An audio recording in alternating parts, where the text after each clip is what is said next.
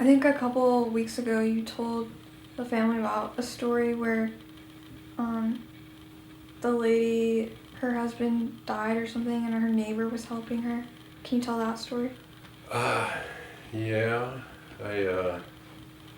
we got called out on a routine call. I think it actually came out as a cardiac arrest, which of course cardiac arrest is no heartbeat, no breathing.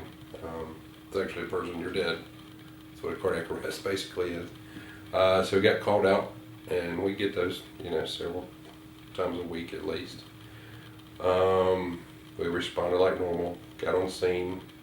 We were running a 3-man engine that day, so there's 3 of us. First guy went inside, and I got in the back and was getting all of our gear, grabbing our bags and our heart monitor and all that, and went to go to the front door, and I was met by the guy that said he was across the street neighbor, said that his wife, that the lady across the street came over and said, "Hey, you need to call the police, there's something wrong with my husband." So he said, "Well, before I called the police, I came in to check on him, and all I did was touch him, he just seems like he's very cold." Well, as soon as Alex, the guy that was working with me that day, he went in the front door, and then I started coming behind him. He said, "Don't worry about it, he's dead." It already was too late to do anything.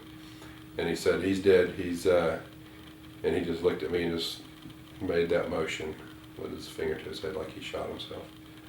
So, just dropped our bags, and I went inside with him, and the man's wife was kind of hysterically, just acting a little hysterics, which is normal, and asking if he's okay. And of course, no, ma'am, he's passed away. We're sorry to tell you that he's dead.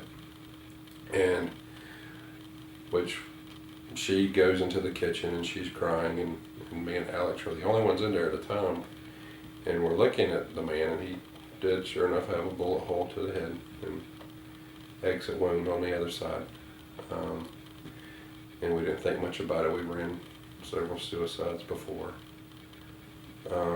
Then the cross the street neighbor comes in the house and tries to help by answering questions that we have, and the lady that I'm speaking to is just still hysterical, and like I said, that's normal.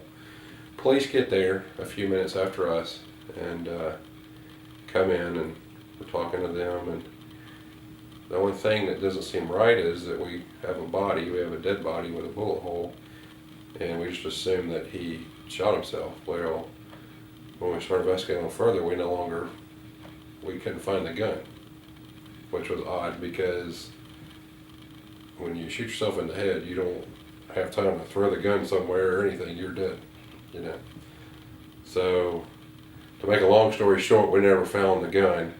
Later on that night,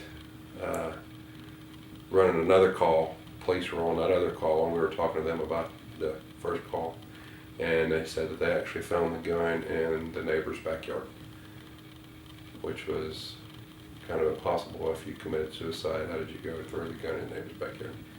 But that's where the story ends. We don't know what has happened since then. We don't know if the wife did it, if the neighbor did it, we don't even know.